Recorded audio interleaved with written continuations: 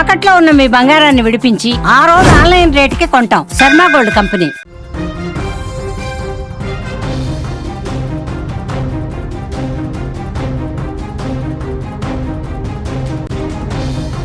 BRS working president KTR భారతదేశంలో లేని time చూసి కవిత ఒక కీలకమైన స్టెప్ తీసుకోబోతున్నారు.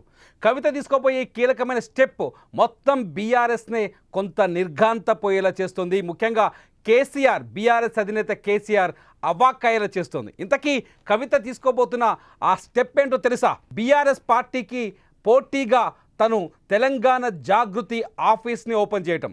ఇది మొదటి స్టెప్ అయితే, రెండో స్టెప్ ఏంటంటే కేసీఆర్కి కాళేశ్వరం నోటీసులు ఇచ్చిన కాళేశ్వరం కమిషన్ నోటీసులు ఇవ్వడానికి నిరసనగా జూన్ 4వ తేదీన ఇందిరా పార్క్ దగ్గర ధర్నా చేయటం. కవిత తీసుకున్న ఈ రెండు స్టెప్పులు మొత్తానికి బీఆర్ఎస్ పార్టీలో కీలక చర్చకు దారితీస్తున్నాయి. ఇటు రాజకీయ వర్గాల్లో కూడా కీలకమైన చర్చకు అవకాశాన్ని కల్పిస్తున్నాయి.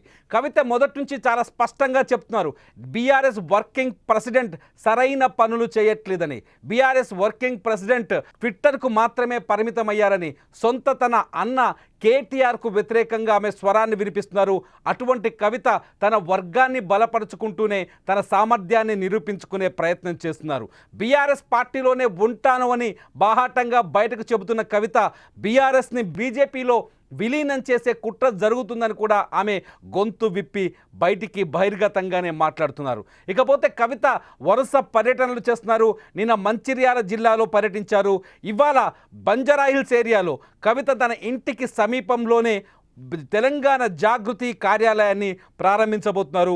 కవిత ఈ కార్యాలయం ఏర్పాటు వెనుక ఒక పెద్ద వ్యూహం ఉన్నట్టుగా రాజకీయ వర్గాల్లో చర్చ జరుగుతుంది.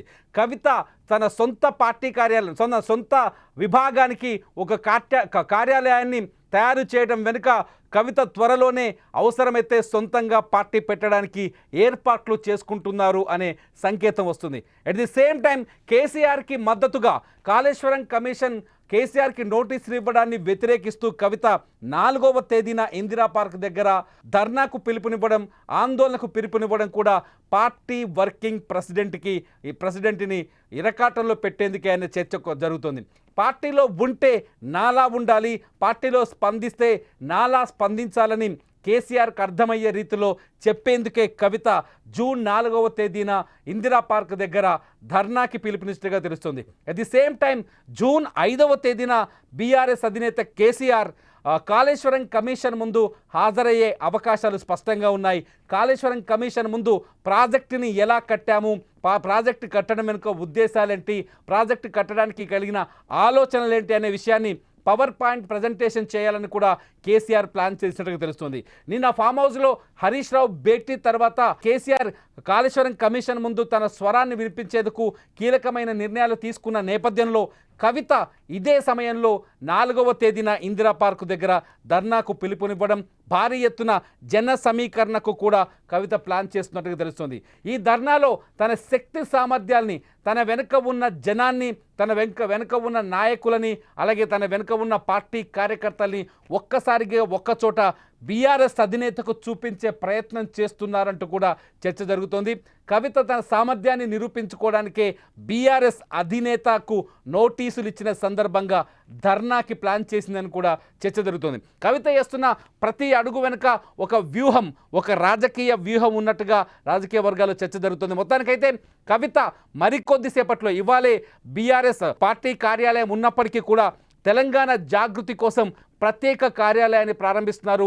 ఈ కార్యాలయ ప్రారంభోత్సవానికి మీడియాని కూడా ఆహ్వానించారు కవిత. చాలా కీలకమైన వ్యాఖ్యలు చేసే అవకాశం ఉంది. సాయంకాలం తన భవిష్యత్తు పైన, తన రాజకీయ భవిష్యత్తు పైన కూడా ఒక స్పష్టమైన సంకేతం ఇచ్చే అవకాశం కూడా కనిపిస్తుంది. ఖచ్చితంగా కవిత తన రాజకీయ భవిష్యత్తు పైన కీలకమైన నిర్ణయం తీసుకోబోతున్నారని, ఖచ్చితంగా అది బీఆర్ఎస్ పార్టీకి మింగుడు పదే విధంగా ఉండదని కూడా రాజకీయ విశ్లేషకులు చెప్తున్నారు. ముఖ్యంగా కేటీఆర్ ఇండియాలో లేరు, ఆయన డలాస్లో ఉన్నారు. అమెరికాలో జరుగుతున్న బీఆర్ఎస్ రజతోత్సవ కార్యక్రమాల్లో వరుసగా పాల్గొంటున్నారు.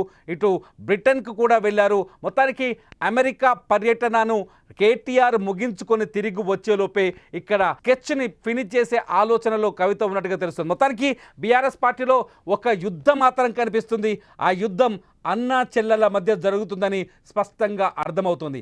బీఆర్ఎస్ నాయకత్వం కోసం కవిత బాహాటంగానే బహిరంగంగానే పోటీ పడుతున్నారు.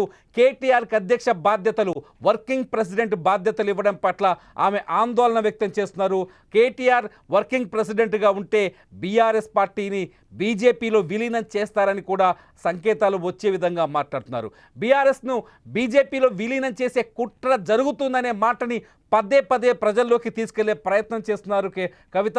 లీకు వీరులు, గ్రీకు వీరులు అంటూ నేరుగా కేటీఆర్కు తాకే విధంగా విమర్శలు చేస్తున్నారు. మొత్తానికి కేసీఆర్ ఈ పరిణామాల్ని ఎలా చూస్తారు? నిన్న హరీష్ రావుతో కీలకమైన చర్చలు జరిపారు కేసీఆర్. కవిత అంశం పైన కూడా హరీష్ రావు కీలకంగా చర్చించారు. ఈ సందర్భంలో హరీష్కి పార్టీ పగ్గాలు అప్పగించే అవకాశాలు ఉన్నాయనే ప్రచారం కూడా జరిగింది. హరీష్కి పార్టీ పగ్గాలు అప్పగించడం వల్ల కవిత కొంత సమన్వయం చేయగలడు, కవితను కొంత కంట్రోల్ చేయగలము అని కేసీఆర్ ఆలోచించినట్టుగా కూడా తెలుస్తుంది. మొత్తానికి కాళేశ్వరం కమిషన్ ముందు హాజరుకు ముందు కవిత కీలకమైన స్టెప్పులు వేస్తున్నారని చెప్పాలి. ఒకటి, తెలంగాణ జాగృతి పార్టీ కార్యాలయం ఓపెన్ చేయడం. 2, 4వ తేదీన కేసీఆర్కు సంఘీభావాన్ని ప్రకటిస్తూ నోటీసులకు వ్యతిరేకంగా ప్రభుత్వాన్ని నిలదీస్తూ ఇరికించే విధంగా ప్రభుత్వాన్ని ప్రశ్నిస్తూ 4వ తేదీన ఇందిరా పార్క్ దగ్గర ధర్నా చేయడం. ఈ 2 పరిణామాలు చూస్తుంటే కవిత అడుగులు చాలా బలంగా పడుతున్నాయి, కవిత ఆలోచనలు చాలా బలంగా కనిపిస్తున్నాయి, కవిత వ్యూహాలు కూడా చాలా బలంగా కనిపిస్తున్నాయి. రాజకీయంగా కవిత కూడా చాలా వ్యూహాత్మకమైన నాలెడ్జ్ ఉన్న మనిషి అని ప్రచారంలో ఉంది. కవిత వేసే ప్రతి స్టెప్పు ఇప్పటివరకు కేసీఆర్కి కలిసి వచ్చిందనే చెప్తారు.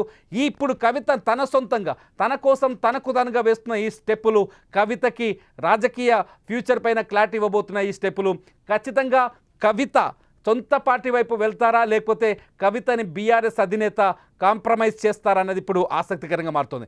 కవిత ధర్నా చేయటం వల్ల నష్టం ఎవరికి అనుకుంటున్నారు మీరు? కవిత 4వ తేదీన ధర్నా చేయడం వల్ల, ఎందుకంటే కవిత మొదటి నుంచి చాలా స్పష్టంగా చెప్తున్నారు, పార్టీ అధినేతకే ప్రభుత్వం నోటీసులు ఇచ్చింది, ఆయన్నే అవినీతి పరుడుగా నిరూపించే ప్రయత్నం చేసింది. కేసీఆర్